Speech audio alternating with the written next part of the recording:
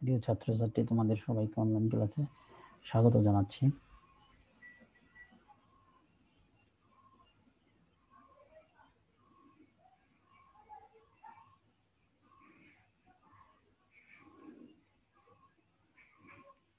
আজ আমরা পদার্থবিজ্ঞান দ্বিতীয় পত্রের দ্বিতীয় অধ্যায় স্থিরতরিতের 15 নং ক্লাস নিয়ে আলোচনা করব। তোমাদের সৃজনশীল প্রশ্ন সম্পর্কে আমরা আলোচনা করছি। এই ক্লাসেও তোমাদেরকে আমি সৃজনশীল প্রশ্ন সম্পর্কে ধারণা দেব।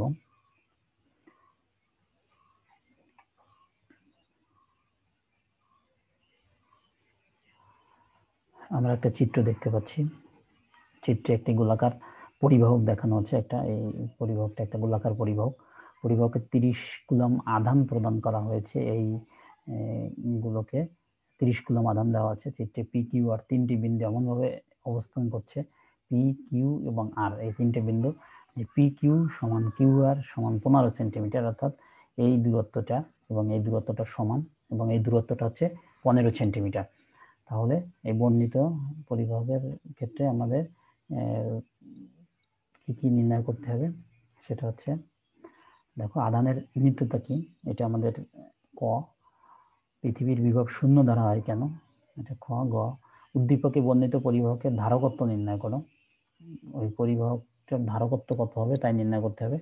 আর ঘ হচ্ছে উদ্দীপকে বর্ণিত তিনটি বিন্দুতে বিভব নির্ণয় করে বিভবগুলো একই বা ভিন্ন হওয়ার কারণ ব্যাখ্যা করো।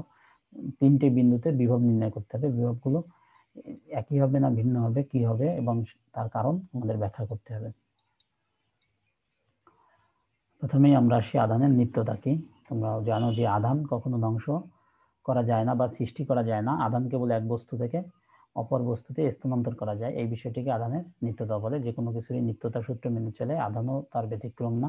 আধানেরও নিত্যতার সূত্র আছে, তাই তো? সেই সূত্রটা হচ্ছে যে আধানকে চার্জকে কখনো সৃষ্টি বা ধ্বংস করা যায় না, এটি এক বস্তু থেকে অপর বস্তুতে স্থানান্তরিত হয়। মহাবিশ্বে মোট আধানের পরিমাণ নির্দিষ্ট, শুধুমাত্র স্থানান্তরিত হয়। এটা হচ্ছে আমাদের আধানের নিত্যতার সূত্র। পৃথিবীর বিভব শূন্য ধরা হয় কেন? তড়িৎ বিভব এমন একটি ভৌত রাশি যার পরম মান জানার চেয়ে আপেক্ষিক মান জানা বেশি গুরুত্বপূর্ণ। কারণ দুটি বস্তুর তড়িৎ বিভব পার্থক্য থাকলে এদের মধ্যে তড়িৎ প্রবাহ সম্ভব। আমরা জানি যে যে কোনো বস্তুর মধ্যে যদি বিভব পার্থক্য না থাকে তাহলে তড়িৎ প্রবাহ থাকে না। বিভব পার্থক্যের জন্য তড়িৎ প্রবাহ হয়। যেমন আমরা যদি বলি যে পানির প্রবাহ কখন হবে? যখন উঁচু এবং নিচু থাকবে দুই প্রান্ত, এক প্রান্ত উঁচু থাকবে এবং অপর প্রান্ত নিচু থাকবে, তাহলে উঁচু স্থান থেকে নিচু স্থানে পানি প্রবাহিত হবে। অনুরূপভাবে বিভবের উচ্চ বিভব থেকে নিম্ন বিভবের দিকে তড়িৎ প্রবাহিত হবে যদি তাদের মধ্যে বিভব পার্থক্য থাকে। তা না হলে বিভব পার্থক্য না থাকলে তড়িৎ প্রবাহ সম্ভব নয়। তড়িৎ বিভবের আপেক্ষিক মান জানতে হলে একটি প্রসঙ্গ বস্তু বা প্রসঙ্গ চার্জ ঘনত্বের দরকার। পৃথিবী বা ভূমিকে সেই প্রসঙ্গ বস্তু ধরা হয়, কারণ পৃথিবী হলো মুক্ত আধানের ইলেকট্রনের এক বিশাল ভান্ডার। তো পৃথিবীর থেকে যত আমরা চার্জ নেই না কেন, তাহলে তার কোনো পরিবর্তন হবে না। সমুদ্রের যদি আমরা সমুদ্র থেকে কয়েক বালতি যদি পানি উঠাই, তাহলে সমুদ্রের পৃষ্ঠের উচ্চতা কোনো পরিবর্তন হবে না। অনুরূপভাবে পৃথিবী থেকে যদি আমরা অনেক ইলেকট্রনকে নিয়ে নেই অথবা অনেক ইলেকট্রন দিয়ে দেই, তাহলে তারও কোনো পরিবর্তন হবে না। এখান থেকে বেশ কিছু চার্জ নিয়ে গেলে বা বেশ কিছু চার্জ দিলে মুক্ত ইলেকট্রনের ঘনত্ব তথা তড়িৎ বিভবের দৃশ্যত কোনো পরিবর্তন ঘটে না। তাই পৃথিবীর বিভবকে শূন্য ধরে এর সাপেক্ষে অন্যান্য বস্তুসমূহের বিভব নির্ণয় করা হয়। তাহলে পৃথিবীর বিভবকে তাই শূন্য ধরা হয়।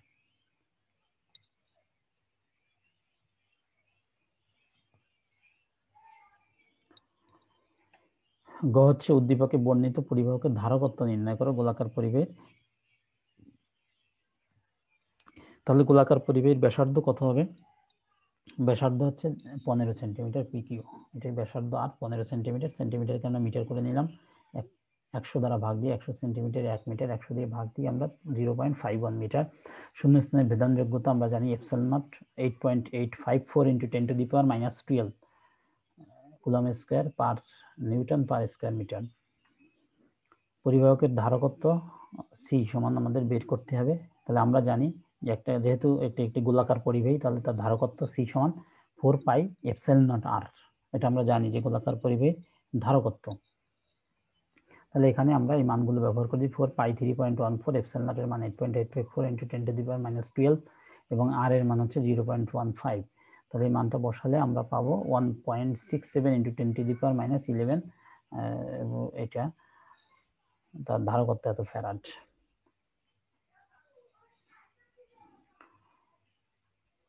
ঘ দাগে আছে উদ্দীপকে বর্ণিত 3টি বিন্দুতে বিভব নির্ণয় করে বিভবগুলো একই বা ভিন্ন হওয়ার কারণ ব্যাখ্যা করো। 3টে বিন্দুতেই আমাদের বিভব নির্ণয় করতে হবে। এখানে চার্জ আছে আমাদের 30 কুলম্ব চার্জ প্রদান করা আছে, এবং আমরা জানি যে 1/4πε 9 × 10⁹ newton metre square per square coulomb, এবং পি কিউ সমান কিউ আর, এটা উদ্দীপকে দেওয়া আছে 15 সেন্টিমিটার। 15 সেন্টিমিটারকে আমরা মিটার করে নিলাম। তাহলে টোটাল দূরত্বটা কত হবে? টোটাল দূরত্ব হবে পি আর। যদি আমরা বলি তাহলে পি আর সমান 2 PQ, ডবল দূরত্ব, তাহলে এটা 2 গুণ হবে 0.30 মিটার। তাহলে আর বিন্দু, যে দূরের যে বিন্দুটা আর বিন্দু, আর বিন্দুতে বিভব নির্ণয় করে দিতে পারি আমরা। তাহলে বিভবকে ধরে নিলাম আমরা ভি অফ আর। তাহলে ভি সমান 1/4πε কিউ বাই আর দূরত্ব। তাহলে ভি অফ আর হবে 1/4πε কিউ বাই এই দূরত্বটা হচ্ছে পি আর। তাহলে সমান কত? এটুকু 1/4πε এর মান 9 × 10⁹, কিউর মান হচ্ছে 30 এবং পি আর এই যে দূরত্বটা হচ্ছে 0.30 মিটার। এটাকে পাবো আমরা 9 × 10⁻11 ভোল্ট। এটা হচ্ছে আর বিন্দু, দূরবর্তী বিন্দুর বিভব। এরপরে আমরা আসি কিউ বিন্দুতে। কিউ বিন্দুতে বিভব কত হবে? V Q 1/4πε Q by P Q, এই দূরত্বটা। তাহলে পি কিউ দূরত্বটা কত? শুধুমাত্র এখানে দূরত্বটা সব চেঞ্জ হবে আর সবগুলো অপরিবর্তিত থাকবে। তাহলে দূরত্ব হচ্ছে পি কিউ 0.15। তাহলে এটাকে আমরা ক্যালকুলেট করলে পাবো 1.8 × 10⁻12 ভোল্ট। আর গোলকের অভ্যন্তরে আমরা জানি বিভবের পৃষ্ঠের বিভবের সমান। গোলকের অভ্যন্তরীণ বিভবটা হবে পৃষ্ঠের যে বিভব, সেই বিভবটাই হবে গোলকের অভ্যন্তরের বিভব। গোলকের ভিতরে কোনো চার্জ অবস্থান করে না, এজন্য গোলকের অভ্যন্তরে পি বিন্দুর বিভব হবে ভিপি সমান পৃষ্ঠের বিভব। তাহলে পৃষ্ঠের বিভব হচ্ছে এটা ভিকিউ। ভিকিউ মান এবং অভ্যন্তরের বিভবের মান হবে একই। আর অর্থাৎ ভিপি সমান হচ্ছে কত? 1.8 × 10⁻12 ভোল্ট। পি কিউ বিন্দুর বিভব দেয় একই, কিন্তু আর বিন্দু গোলকের বাইরে হয়, আর বিন্দুর বিভব হবে ভিন্ন। তাহলে কি আছে যে উদ্দীপকে বর্ণিত 3টি বিন্দুতে বিভব নির্ণয় করে। তাহলে আমরা 3টি বিন্দুতে বিভব নির্ণয় করলাম। ভি আর এর মান আমরা পেয়েছি, ভিপি এর মান আমরা পেয়েছি, ভিপি এবং ভি কিউ দুইটা, অর্থাৎ পৃষ্ঠে এবং অভ্যন্তরের বিভব হচ্ছে দুইটা একই। তাহলে কি হবে যে একটি বিন্দু অর্থাৎ আর বিন্দু দূরত্বের বিভব ভিন্ন। তাহলে ভিন্ন কেন? এর বিভবের কারণে এবং দূরত্বের কারণে। দূরত্ব পরিবর্তন হচ্ছে, তাই এর বিভব হবে ভিন্ন ভিন্ন। তোমাদের একটা বাড়ির কাজ, একটা বর্তনী চিত্রে দেখানো আছে। বর্তনীটা হচ্ছে C1 C2 C3 C4 এই 4টে ধারক, যে C1 C2 C3 এবং C4 4টে ধারক আছে। এই ধারক 4টাকে আমরা ব্যবহার করেছি কিসে? চিত্র অনুযায়ী দেখো ব্যবহার করা আছে। এই যে দুইটা C1 এবং C2 এই দুইটি ধারককে আমরা কিভাবে ব্যবহার করেছি? এটা শ্রেণীতে ব্যবহার করা আছে, এবং C3 এবং C4 এই দুইটাকেও শ্রেণীতে ব্যবহার করা আছে।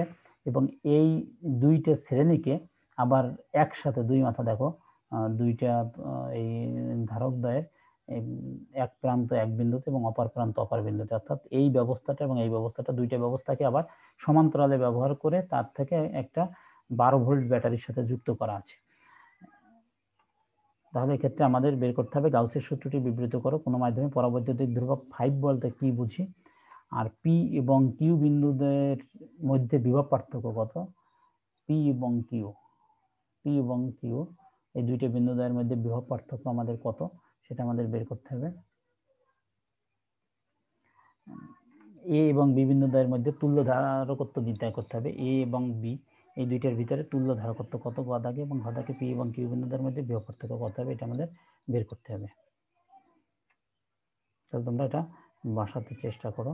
সকলকে ধন্যবাদ সাথে থাকার জন্য।